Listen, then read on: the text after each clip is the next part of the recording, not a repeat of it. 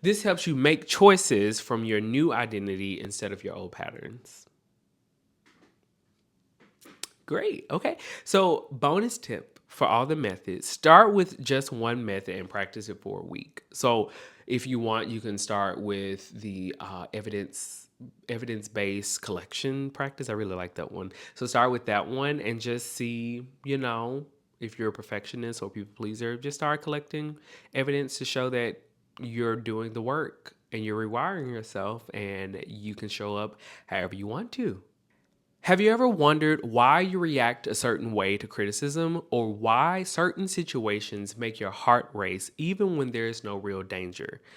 Think of your brain like a house with electrical wiring. Some of those wires were installed when you were very young based on your experiences, and they might not be serving you well today as an adult. So, today we're exploring how childhood experiences create these automatic responses, and most importantly, how we can rewire them for a healthier, more fulfilling life. The beautiful thing about neuroplasticity is that our brains can change throughout our entire lives. You're not stuck with the wiring you developed as a child. Welcome to Adjusting. Welcome to Adjusting, a safe space for candid conversations about mental health and well being with your host, Justin G. Nelson. Whether you're recovering from trauma, redefining your purpose, managing mental health, or simply craving more authenticity, this show is for you. I hope something resonates with you and helps you on your own personal journey. So sit back, relax, and let's start adjusting. And we're back with another episode of Adjusting Podcast with your host, Justin G. Nelson. And before we get too far or even started with this episode, I just want to say thank you for the birthday wishes. Woo. If you didn't know, my birthday was last week, and I am 36 years old. And I am grateful for all the birthday wishes and the text messages and phone calls and the interesting arrangements of happy birthday and just the words of encouragement. And y'all really like made me feel good as someone who is still working on taking compliments and praise for things. I really sat with it. Like yesterday, well, not yesterday, my birthday was just a day of reflection and appreciation. And that's what I did. And I appreciate you all. But moving on, thank you to TJ with Tea with TJ podcast for editing. And make sure you follow his podcast and support him. And if you want to follow my vegan lifestyle page, you can do so by following at Earthy and Cultured. You can follow my branding and marketing company, which is Type J Marketing, or you can follow me and my creative journey to Broadway and TV and film with my performance page at Justin G. Nelson. Also, if you're into books, I'm in a book club, and I'm just gonna throw that in there too. At A1 Book Club, we're doing a lot of books, and yeah, whatever. So anyway, that is that. With Substack, please make sure you go and subscribe there, where I am doing adjusted perspectives, which is a summary of the podcast episodes. I'm dropping all of them, and you can just catch up. Okay, so all 20 something episodes we posted by the end of the month, hopefully. And then the next part of adjusting affirmations, which is my YouTube affirmations video, you can check that out and get those affirmations. The next one will be coming out this month. And lastly, a new thing that I am launching sometime this year, maybe August, will be adjusting annotations. And this is just me reading the self-help books that I recommended in the previous episode and annotating them and creating some type of study guide for you to use. Hopefully I can get some of the authors from these books on this platform, or even you if you've read the book. So if you would like to be a guest, be sure to fill out the form. Okay, great. Housekeeping. We've done with that. Now, I invite you to take a sacred breath with me today. We are going to continue on with the 4-7-8 breathing. We're only going to do one this episode simply because it's hot in the studio and I can't do more than two or I will pass out. In theory, you can do three, but after three, you got to take a break. I do have my water here, so we're hydrated, okay? But if you are driving, focus on the road. You can come back and do a sacred breath later. If not, I invite you now to ground your feet, relax your ankles, relax your shins, relax your knees, your thighs, your hips, your hip flexors. We store a lot of trauma there. And today, I want you to place a hand on your stomach. Check in there. That's where a lot of creativity is born. That's where life is born. That's where life is supplied.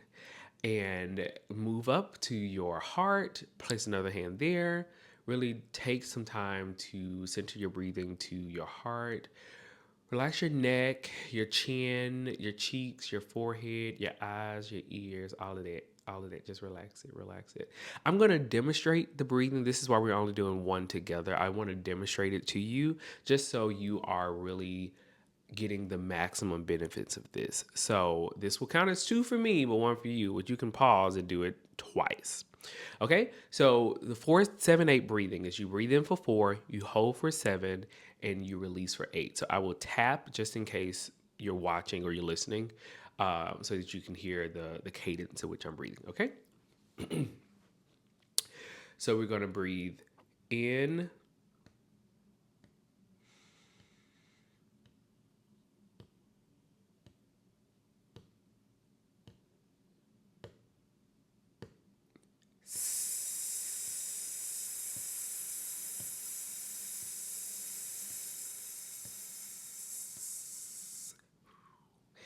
All right, take a second. Now do it with me. Close your eyes.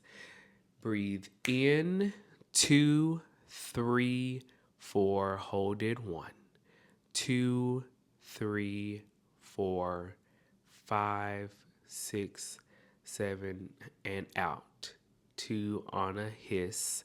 4, 5, 6, 7, 8, and let it all out. Great. Okay, so again, do that twice, 3 times if you're feeling really good a day, and it will really help you just recenter and reground your nervous system. Okay? Perfect. So today's episode, it was inspired. I want to say it was something I was watching on TikTok or something I might have heard at church or a sermon I was listening to on Instagram. I don't know. But a lot of my episodes come to me either from a therapy session and I stop, I go research, I talk to my therapist about it, I'll send them some notes, and I create the episode. So today's episode is about adjusting your wires and how rewiring yourself will help you to live a more prosperous and passion-full life so that we can do away with anything that was done in our childhood. Not saying the childhood wasn't important and what you went through then was not significant to who you are now, but it does not shape who you are now, okay? It shapes who you are now, but you are able to reshape that so that you can be the person you know you're meant to be. That will make sense later. All right. So, what are these wires? Well, our nervous system develops based on early experiences. It's like our brain security system learning what's safe and what's dangerous. For example, when you know a car is coming and your ball has rolled out in the street, it's dangerous. Don't run your butt out there to get the ball. You're going to wait. You're going to look both ways. If you walking down the street and you hear roof, roof, well, I mean, there's a gate, yeah, but some of them dogs were like back in the day, they jump fences and they will chase you. I've been chased by a dog, and I'm alive to say I was fast. Okay, baby, y'all couldn't tell me nothing. No words came out. I was trying to scream. I was like, I was running for my life, but I made it. But these are different terms. Like that's a traumatic wire or some like fear-based wire. But these wires, when you're children, our brains are incredibly adaptable and create patterns based on what we experience repeatedly. These patterns become automatic responses. They're not conscious choices, they're survival mechanisms. So I want to break down 5 of the common childhood wiring patterns. I'm gonna hold your hand. I'm reaching out. I'm holding your hand when we do this because a lot of these, I think I'm probably 3 or 5, if not 4 or 5, and I'm working to become like 2. But let's get started. So the first wiring pattern is the hypervigilant wire. Okay, so this develops when a child's environment feels unpredictable or unsafe. This looks like yelling, a lot of domestic violence, verbal abuse, emotional instability. You never know what mood you're going to encounter. And sometimes it's not even alcohol, it's just anger management or people of authority not knowing how to manage their emotions. So they do so by just lashing out. Maybe there was yelling, like I said, emotional instability, or you never knew what mood you encounter when you came home. As an adult, this shows up as consistently scanning for danger, difficulty relaxing, even in safe situations, over analyzing social interactions, or feeling like you have to be on at all times. So, like if you let your guard down, or you're just not like on top of things, you feel you have this tension, or this your wires start to become frayed, and you're just like, it's like something's not right. You might find yourself reading into every facial expression or tone of voice, always waiting for the other shoe to drop. So this is a lot of anxiety, but then we'll get to that one later. Another one, the people pleasing wiring. Stay with me. This forms when a child learns that love, attention, or safety depends on being quote unquote good. Maybe you had a parent who was only warm when you were well behaved, or anger felt so scary that you learned to avoid it at all cost. You knew that when your parents got home and everything, the chicken wasn't out or thawed or defrosted, and the dishes weren't done, and the clothes weren't washed, folded, and put away, or your homework wasn't done, or you didn't study what they feel long enough for a test or anything, like there was just that tension, like, I'm not making them happy. Or you could do everything and it's still not done to, this is not parenting, but like you can do everything, but it's not done to their standard or how they want. And it's just like, God damn, like I can't win for losing. And so it just becomes a stressful form of people pleasing wiring. As an adult, this looks like saying yes when you mean no, avoiding conflict even when it's necessary, prioritizing others' needs rather than your own, or feeling guilty when you express your authentic thoughts and feelings. Give me a hug. Give me a hug. It's okay. You are not alone. But the next one, the perfectionist wire. Now, this develops when mistakes felt catastrophic as a child. Maybe there was harsh criticism, people saying, I know for me, I was teased for like, you're gay. And I was just like, I'm a child, okay? Like, just because I dress a certain way or carry myself a certain way, I instantly label as gay. If I didn't want to eat a damn sloppy Joe sandwich and I wanted chicken tenders because I don't like messy food, I don't like, maybe I have sensory overload. Think about things like that. Or when people are comparing you to others, well, such and such went to school and such did this and such. Okay, good for them. Yeah, they got a trophy. I ain't got nothing to give them. Okay, I'm trying to live my own life and do what I want to do. Or you receive more attention for achievements than for simply being yourself. Like everything you did was tied to an accolade and not just you as existing. That stuff that can do some things to your brain, okay?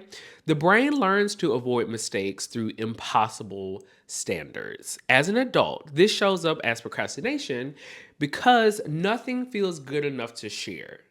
Because you're just like, I don't have the right filter on this. This isn't the right font. The color is off. This doesn't flow well. Like all those things. Difficulty celebrating successes. You're always looking for the next high, and you're just like, this was okay, but like gotta keep working. I gotta keep going. Harsh criticism or feeling like your worth depends on your performance. Here's another hug. Just give me another hug. Okay, great. The fourth one is the isolation wire. Now, this I have a soft spot for people with this type of wiring. This forms when relationships consistently felt unsafe or unpredictable. Maybe there was emotional neglect, betrayal, or you learned that depending on others led to disappointment. The brain learns that independence or self reliance are safer than vulnerability. So, as an adult, this looks like difficulty asking for help, keeping people at arm's length, or feeling like you're bothering others when you have needs.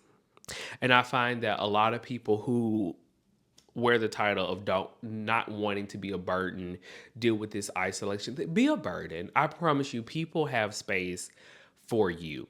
This is not where this episode is going, but I just want to pause and say, like, that is something that I really don't like when people say, well, I don't want to be a burden, or I don't want to, like, no, you not telling me what's going on is the burden. Okay.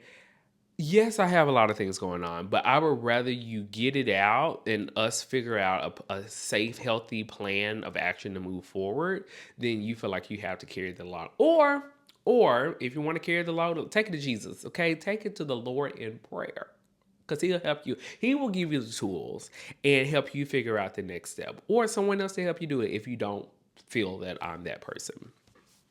And then the last thing is the control wire. This develops when a child's environment felt chaotic or unpredictable. Maybe there was an addiction in the family or constant moving because the people were looking for you, or instability that made you feel powerless. The brain learns that controlling every detail is the way to feel safe.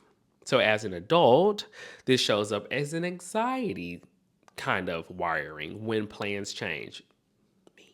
I hate when people change my plans. I will self-destruct. I will crash out and I will go lay down. Difficulty delegating, micromanaging, or feeling responsible for outcomes that are actually beyond your control. So,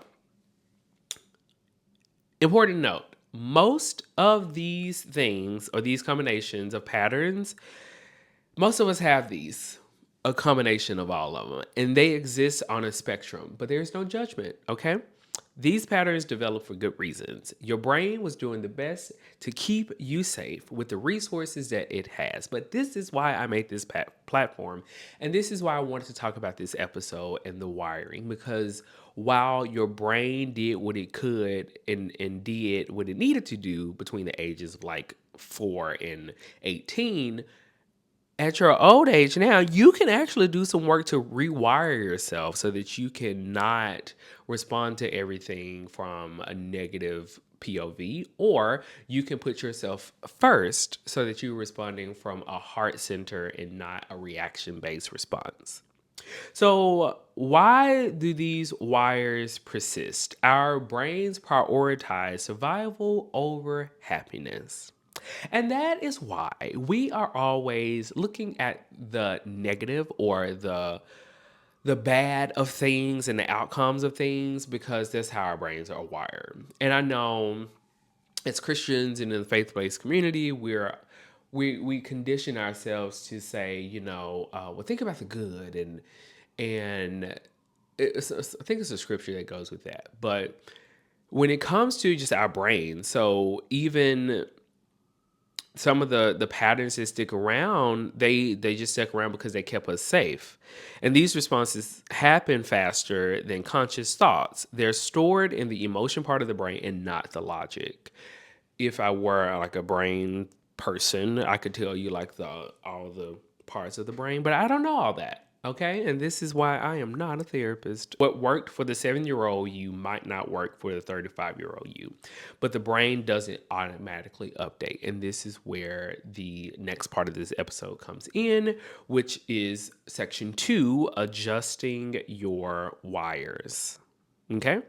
So, science of rewiring, neuroplasticity. I think we talked about this in season 1, but it's basically our brains can form new neural pathways throughout our lives. Okay. So every time we respond to a trauma or a trigger differently, we are creating new pathways in our brain. So essentially, when someone says, hey, you hurt my feelings, and your automatic response or your initial pathway is, oh my God, I'm so sorry. I'm a horrible person. What can I do to make this right for you? It would never happen again, yada, yada, yada. When you do the steps that are coming, you can say, hey, you hurt my feelings. What did I do to hurt your feelings? Thank you. You instead of responding with the protective POV, you respond with like, let's figure this out together, because clearly there was something you did to make me respond the way I did, but I want to make sure moving forward the responses are better so that you understand where I am and I understand where you are. Okay? So, before we talk about the different the phases of rewiring, I want to share more of my therapy experience when it comes to this form of rewiring. So right now in my therapy practice, I do CBT, which is cognitive behavioral therapy. And a powerful tool for rewriting with cognitive behavior therapy is that it's one of the most effective approaches for rewiring our thought patterns and responses. So it is based on the data or the idea, sorry, that our thoughts, feelings, and behaviors are all connected. So you change one, you change them all. Okay, one step at a time. And this is kind of how it works. Again, I would probably like, if you are in therapy, mention this to your therapist, or I can share some more resources with this, but this is just what I've gathered from my therapy sessions. So, CBT teaches us that our thoughts directly influence our feelings, which then influence our behaviors. So, for example, if you think I always mess things up, thought, you might feel anxious or defeated. That's the feeling, which leads to procrastination or avoid challenges. That's the behavior. So, cognitive behavior therapy helps you identify these patterns and interrupt them. Okay. So, this is how you can identify cognitive distortions. So, these are inaccurate or unhelpful thinking patterns that keep us stuck. So, common ones include all or nothing thinking, either I'm perfect or I'm a failure. Catastrophizing, this will ruin everything, or mind reading, they think I'm incompetent. So it's like that instant thing when, like, for me, if I send something to a client and they was just like, "What's this not clear?" And it's just like they think I'm dumb. No, you weren't clear, okay? So you ain't finna guilt trip me. But anyway, CBT helps you recognize these distortions and replace them with more balanced thoughts. One thing I do, I have a notes app on my phone, which I'm using to record, but I keep things or conversations or triggers or topics or anything like that um, I feel are triggers to me that I wouldn't just think of on a day-to-day basis, but they come up and it's like, oh, this is something that I really need to unpack in therapy. So I always recommend keeping a notebook. I'm working on an adjusting journal. So that might be something I want to purchase at some point. And you can keep it with you if you want. And some behavioral experiments with CBT includes encouraging you to test your fears and assumptions through small experiments, like with people you trust or your therapist or just a safe space. If you believe people will judge me, if I share my work, you might experiment by sharing one small piece and observing what actually happens versus on the idea of what would happen. So like you have to just get your feet wet a little bit and like throw a little bit out there. It's just like, okay, this wasn't bad. Let me try again. Okay, it's being responded to well, instead of post and delete and then run away and hide. Okay, I hope that makes sense. Okay, so here's the part that I really, really, really like for this episode, and this is called the rewiring process. It's 4 steps, all right? So, step number 1 is awareness. This is about becoming the observer of your own patterns rather than being caught in them. Start by noticing when you're in an old pattern without trying to change it. For me, this is when I am identifying my anxious attachmentness when it comes to like friendships or relationships. And I will clock myself instantly. I'm just like, oh, nope, nope. You're doing it again. You're doing it again. And it's not from a place of shame or criticism or anything. It's just like, Justin, you are trying to rewire yourself. You are trying to change those old habits that don't serve you anymore. How are we going to do this? So, this might look like thinking, oh, there's my people pleasing again, or I'm in perfectionist mode right now. I'm really over analyzing and really over critiquing my creative process. And this video, and yeah, I'm comparing myself again. Like, no, we're not doing that. We're just going to be aware, okay? The key is curiosity, not criticism. You're becoming a detective of your own behavior. So many people try to skip this step and jump straight into fixing or the change aspect, but you have to be aware and lay that foundation for all of the transformation to happen. Okay? So, number one, awareness. Number two is my favorite. Number two is the pause. Yes. Okay, great. So this is about creating space between the trigger and the response. Because some people just like to pop out. Okay. But no, we can't pop off. You can't do that. You have to pause. You pause and you pause when you notice yourself being activated and you try to buy yourself more time. So this might be taking a deep breath, not like count to 10. I don't believe in that, but just take a deep breath or excuse yourself, like, hey, let me go get some water, or I'm go to the restroom right quick, or someone's calling. Anyway, just excuse yourself from the scene or the situation, or simply say, let me think about that and get back to you. Okay, so just stall to give yourself some time to pause. The goal isn't to stop the feeling or reaction, but to create space where you can choose your response instead of reacting automatically. This is kind of like reclaiming your power or choosing you in the moment. The pause is where the power lives. And that can be applied to a lot of things. Because if you are in the heat of a moment or heat of an argument and you pause, baby, you're liable to scare a lot of people. Silence is heavy, okay? I choose silence sometimes. I just go, hmm.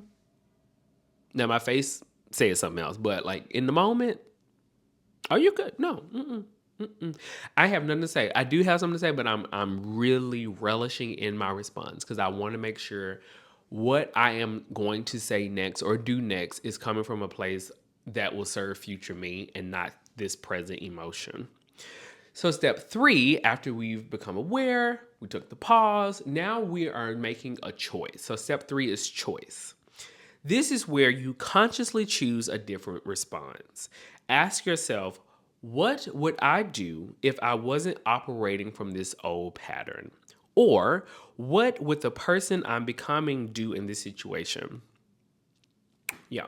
This might mean setting a boundary instead of people pleasing or sharing imperfect work instead of perfectionism or asking for help instead of isolating.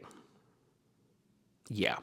The choice might feel uncomfortable at first, but that is normal. That is a part of the healing process and you rewiring yourself. You're doing something your nervous system isn't used to, but your body and your brain will trust you to make the right decision.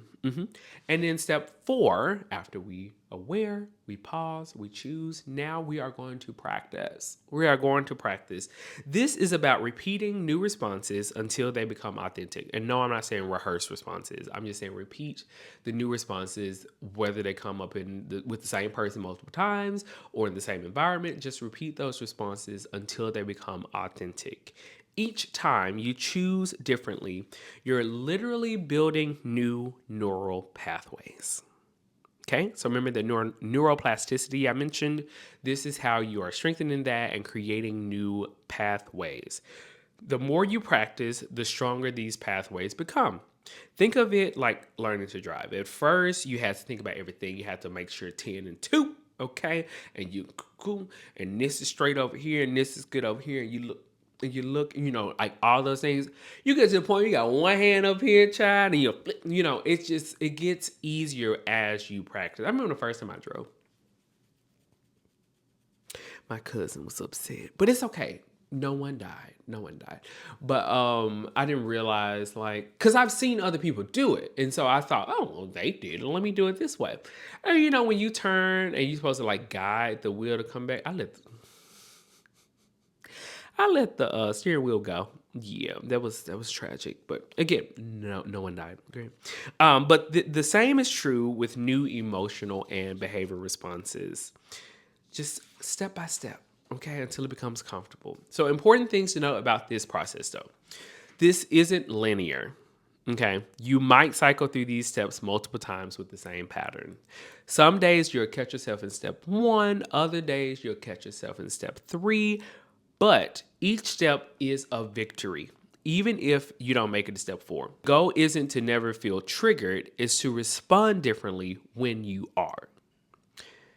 And this is kind of interconnected with the nervous system, and our bodies hold the patterns too. So, like shallow breathing, muscle tension, digestive issues, those are all wires in how our nervous system is structured. But rewiring includes helping your nervous system feel safe to change. So some of this has to be done in silence. Some of this has to be done in a safe space or in community with people with like-mindedness. And simple practices include deep breathing, progressive muscle relaxation, spending time in nature or journaling, or just going in the field and screaming. Yeah, just make sure people know like you're okay, but you're just like, you just get it done. Yeah.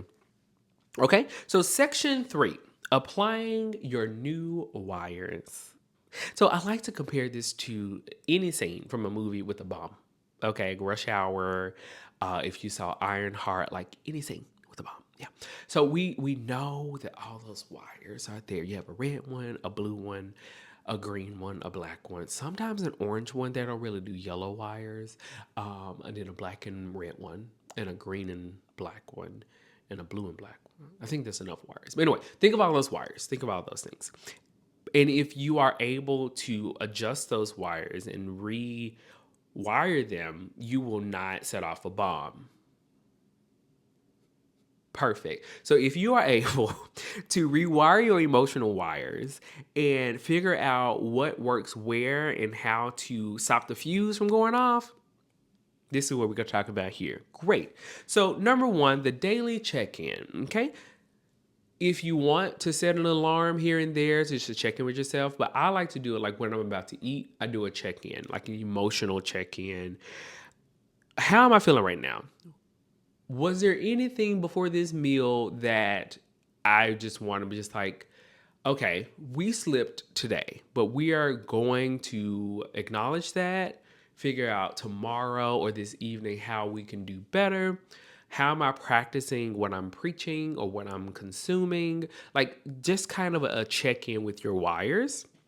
This builds awareness and helps you catch patterns before they take over. So it's like installing an early warning system for your old wiring. Like the real ID, like you can still use it some places, but like you need to really get everything in line before you fly again or whatever. Like you want to make sure this new system is secure and ready to move in. Yeah. And then number 2 is a pause and reframe technique. So when you notice yourself getting triggered, use a simple formula. Pause, breathe, ask, choose, and that's it. And repeat. So pause, breathe, ask, and choose. Pause, whatever you're doing. Take a breath. Ask yourself, what story am I telling myself right now? And then choose a more balanced perspective. For example, if your boss asks to meet with you and you immediately say, shit, I'm in trouble, pause and ask, what else could this mean? Okay. Maybe they want to give me a raise, or maybe they want to give me some good feedback or something else. Like it doesn't have to be negative. Now I will say when my pastor called me, like, what happened? What I do now? He's like, no, you funny. You do. I'm listen. You only call me when something bad happening, so I just need to know like what happened. And number 3, the opposite action method. Now this comes from cognitive behavioral therapy, but when you notice yourself wanting to act from an old pattern, do the opposite. When you find yourself wanting to reach out to somebody, no, it's easy. If your people pleasing wire wants you to say yes to everything, practice saying, no, let me check my calendar first and get back to you. Yeah, it leaves some type of mystery. I'm just like, maybe, but no, Let me check and get back to you. If your perfectionist wire wants you to keep editing forever and ever and ever, set a timeline. Set a timer or a deadline and hit publish when it goes off. I mean, check for grammar first, but then just post it. Or if your isolation wire wants you to handle everything alone, text one person and ask for help. Don't text me though. Text somebody else because I'm struggling over here, so I ain't got it. But that is the whole cognitive behavioral part of the opposite action method. And number 4 is the evidence collection practice. So start keeping a simple note in your phone of evidence that contradicts your old wirings. Yes. If you have perfectionistic wiring that says, I have to be perfect to be loved, collect evidence of times you are loved when you are being your true and authentic self. Or if your perfectionistic wiring makes you feel that if it's not perfect, I don't have to post, collect evidence of when you just posted something as simple as you yapping and people loved and connected with it. I know, it's just beautiful. It's the evidence collection practice. Try it. Try reaching out to a client and say, hey, I just wanted to check in and see how everything was going, blah, blah, blah. And they say, oh, thank you so much. You're really good. Instead of you thinking that everyone hates you. Like, they love you. They love the work you do. And number 5 is the identity shift exercise. So create a simple phrase that represents who you're becoming, not who you've been. So instead of saying, I'm a perfectionist, try, I'm someone who values progress over perfection. Instead of, I'm a people pleaser, try, I'm someone who honors both my needs and others. Or use this phrase when you're making decisions. Ask yourself, what would someone who values progress over perfection do in this situation? This helps you make choices from your new identity instead of your old patterns. Great. Okay. So bonus tip for all the methods, start with just one method and practice it for a week. So if you want, you can start with the evidence-based collection practice. I really like that one. So start with that one and just see, if you're a perfectionist or people pleaser, just start collecting evidence to show that you're doing the work and you're rewiring yourself and you can show up however you want to. Yeah, start with that one. Remember that feeling uncomfortable is normal. You're literally rewiring your brain. Celebrate the small wins. Noticing a pattern is just as important as changing it. Be patient with yourself. This is a lifelong work, okay? Because some of y'all listening to this might be 50 trying to change some patterns, but you got to give yourself some grace and take some time to do it, okay? So in closing, I just want to remind you that your current wiring was developed when you were young and it served a purpose then. It kept you protected, it kept you safe, it brought you to where you are now, but they might not serve you anymore. The beautiful truth is that rewiring is possible at any age through awareness, practice, and tools like CBT or therapy and small, consistent changes that create lasting transformation. So last week I shared with you a couple of books. In the previous episode, we talked about nibbling, gorging and making a container or adjusting your plate and adjusting your garden. So go back and listen to those episodes. But don't try to change everything at once. Just notice one pattern, one wire, experiment with those things and see what really works with you. So if you know someone who can benefit from rewiring that hypervigilant or the people-pleasing wire or the perfectionist or the isolation, those wirings, send this episode to them. Or you can send them the Substack blog and say, hey, check this out. And if this makes sense, go listen to the episode because he does a really good job at breaking this down and making it make sense, right? Say yes. Great. Thank you. So until next time, keep adjusting and I will see you next week. Bye-bye.